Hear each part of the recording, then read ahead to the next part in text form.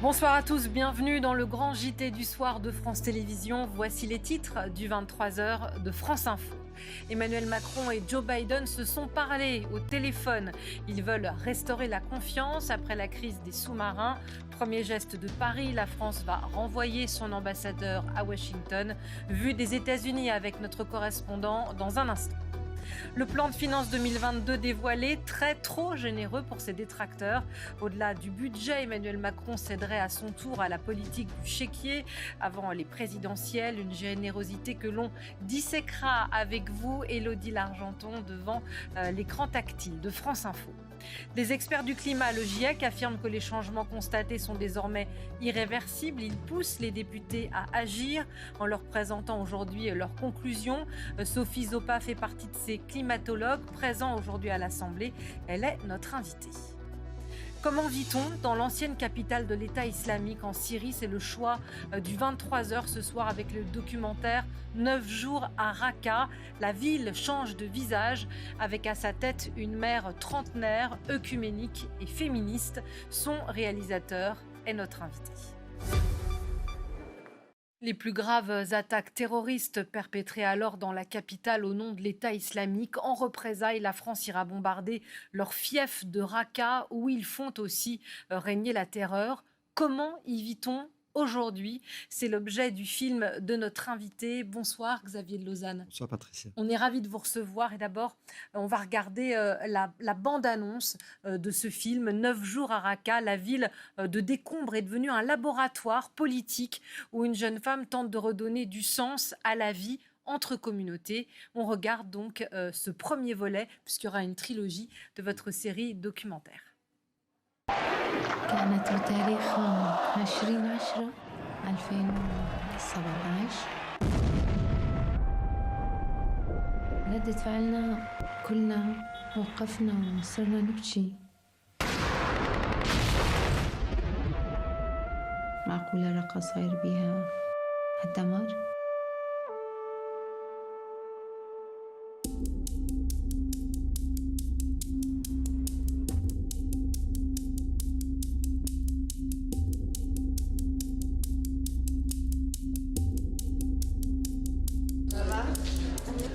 نورت الرقم.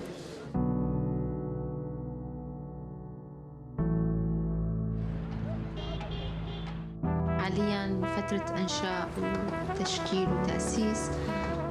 مرحبا حجي، ايش قد مدة الإنجاز؟ صار 6 أيام.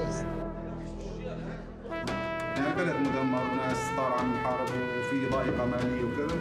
هي على تمثيل المكونات كرد عرب تركمان أرمن مسيح لهاي الدرجة من الارتباط الوثيق متوازي يأس وإحباط ما دفش. أهم شيء إنه نحن تحررنا، يعني خلصنا من شيء من الكابوس اللي اسمه داعش. عن جد يعني نقدر نحن. Voilà, et on savourait ensemble la musique d'Ibrahim Maalouf qui a signé la mise en musique de votre film. Oui, tout à fait. J'ai eu la chance de collaborer avec lui. Ça a été une collaboration très, très riche. Je voulais quelqu'un qui ait une sensibilité avec la région, qui évidemment comprenne les enjeux qu'il y a sur place et qui en même temps ait suffisamment de délicatesse pour poser une musique qui apporte quelque chose, mais qui soulève plutôt qu'il n'écrase. Et moi, j'ai trouvé, alors avec cette musique, avec les couleurs dans votre film, ces ballons roses qu'on voit de temps en temps, ces vendeurs de limonade, encore avec de la couleur, le sourire de cette jeune mère, M-A-I-R-E, que c'était un miracle, que cette femme, sans faire être complètement naïve et admirative, béate, mais c'est un miracle, cette femme.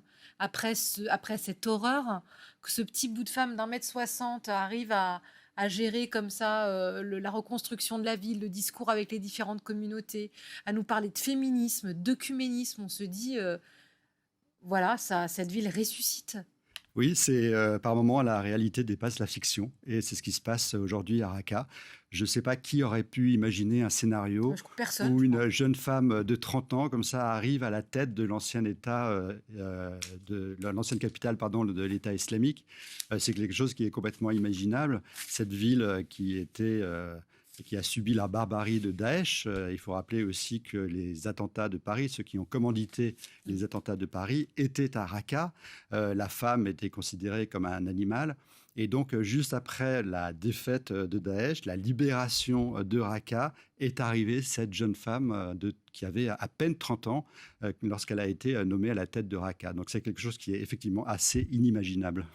Leïla Mustafa, donc qui était extrêmement douée à l'école, déjà on imagine investie.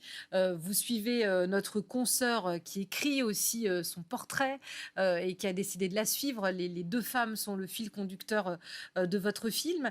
Et alors, la seule, j'allais dire c'est pas un reproche, mais la seule critique que je ferais, mais vous allez nous l'expliciter, c'est qu'on voit ce processus qui émerge, ce gouvernement avec toutes les communautés qui se créent, puisque c'est, on va dire, le nord-est, ils appellent ça le nord-est de la Syrie. L'auto-administration du nord et de l'est de la Syrie. Voilà, donc, mais elle est kurde, cette jeune femme. Donc c'est... alors, notre chef d'édition me dit qu'on a la carte. Alors voilà, en rose, en orangé, sur cette carte de la Syrie, au nord, c'est la zone qui est plus ou moins tenue par les Kurdes.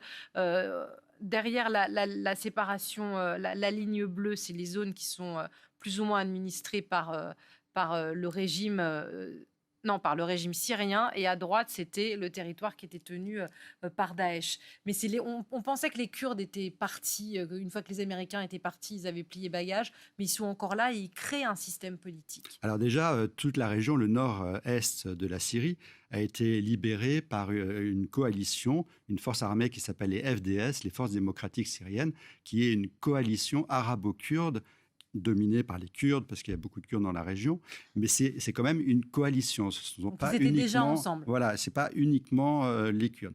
Mais cela dit, c'est dominé par les Kurdes, et les Kurdes ont un projet politique qui est assez extraordinaire, qui est basé sur un confédéralisme ethnique et religieux, qui est basé aussi sur la réconciliation et qui est basé aussi sur la question de la parité homme-femme. C'est-à-dire qu'à la tête de chaque administration, vous avez obligatoirement un homme et une femme. Et c'est comme ça que Leïla Mustafa a été nommée par une assemblée de chefs de tribus et de notables de la région à la tête de la ville. Elle a été nommée avec un binôme arabe. Et ensemble, ils gouvernent la ville. Et d'ailleurs, dans le documentaire, la question est posée aux hommes, mais c'est ce petit bout de femme là qui vous donne des ordres, pas de problème, ça marche très bien. Les hommes répondent non, nous c'est bon. Oui, je pense qu'il y a un consensus sur le fait que la condition de la femme a été évidemment extrêmement malmenée pendant la présence de Daesh. Les femmes à Raqqa en ont souffert, les femmes arabes en ont souffert, et kurdes aussi, mais les hommes aussi en fait en ont souffert. Et je pense que la société est consciente aujourd'hui que il fallait un changement et les Kurdes proposent ce changement et finalement il y a la personnalité aussi de Leïla. C'est une femme qui est il faut rappeler, qui est une femme kurde, mais de Raqqa, puisque à Raqqa, c'est une ville majoritairement arabe, mais avec une minorité kurde. Vous avez à peu près 80% d'arabes et 20% de kurdes. Et Leïla est née à Raqqa. Elle a fait ses études, elle a été diplômée en génie civil. Et donc, elle a été nommée pour reconstruire sa ville parce qu'elle possède les qualités techniques pour reconstruire. Et en même temps, elle a l'esprit pour fédérer, en fait. Alors, on entend aussi... Xavier de Lausanne, dans la voix de votre héroïne, l'inquiétude de l'après. Après le départ des troupes américaines, la résurgence, elle en parle, des cellules de Daesh, un sentiment qui fait écho à ce qui vient de se passer en Afghanistan, notamment pour les femmes. Le récit de Benoît Mousset, et on vous retrouve juste après. Ce jour-là, elle n'était qu'une poignée à défier l'interdit, défiler sous le régime des talibans. Des femmes venues défendre leur droit à travailler. Mais les premières décisions des nouveaux maîtres de l'Afghanistan leur laissent aujourd'hui peu d'espoir. Malgré tout, beaucoup d'entre elles veulent encore y croire. Je veux me battre et reprendre ce qu'ils nous ont pris. J'espère que les choses s'arrangeront. Il n'y a pas de raison de fuir dans un autre pays. Ici, c'est notre patrie, notre maison. Avant l'arrivée des talibans, elle travaillait dans la mode ou dans les médias. D'autres étaient fonctionnaires ou employés. Elles ont tout perdu, du jour au lendemain, pour vivre dans la peur. Les talibans sont entrés dans notre bureau.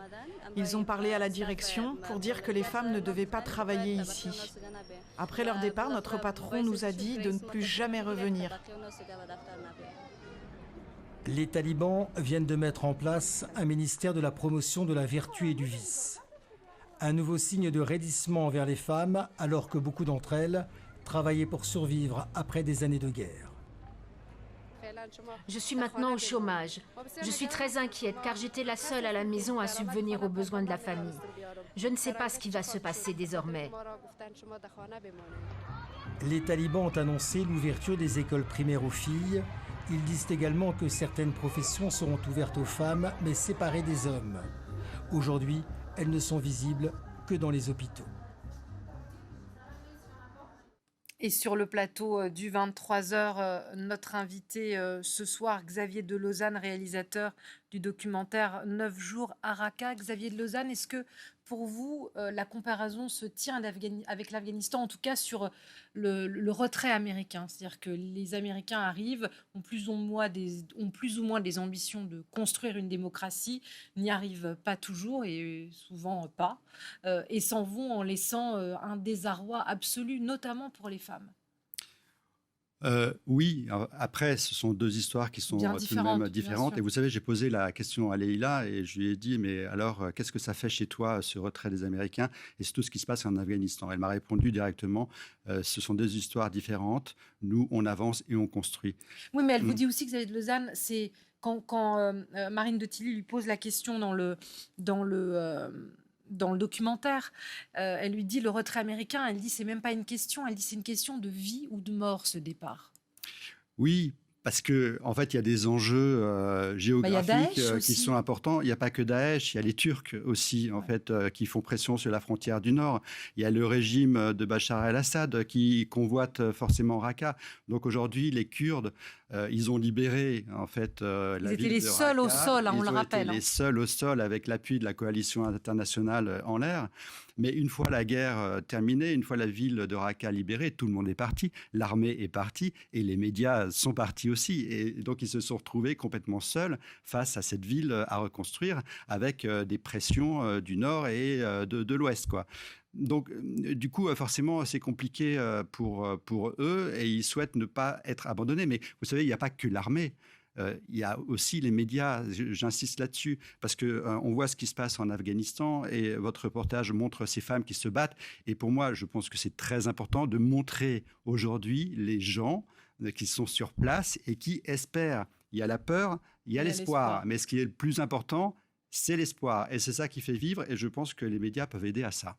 C'est pour ça, entre autres, on le dit qu'on vous a invité ce soir parce qu'on a trouvé que votre film, au-delà de nous faire découvrir ce qu'était devenu cette ville qui avait fait les gros titres pour les raisons terribles que l'on sait, renaissait sous la houlette d'une femme jeune et qui avait de l'espoir. Coup de chapeau aussi à Marine de Tilly qui est votre fil rouge dans ce documentaire, qui est partie là-bas avec vous et qui signe aussi un livre. Alors on avait la photo de son livre pour vous le montrer, c'est le portrait de Leïla Mustafa sur la liberté, une femme et Raqqa. Merci beaucoup. La femme, la vie, la liberté chez Stock. Merci beaucoup Xavier. Et votre film est sorti. On peut. Il est sur les écrans actuellement. On peut le découvrir. Voilà. Merci infiniment.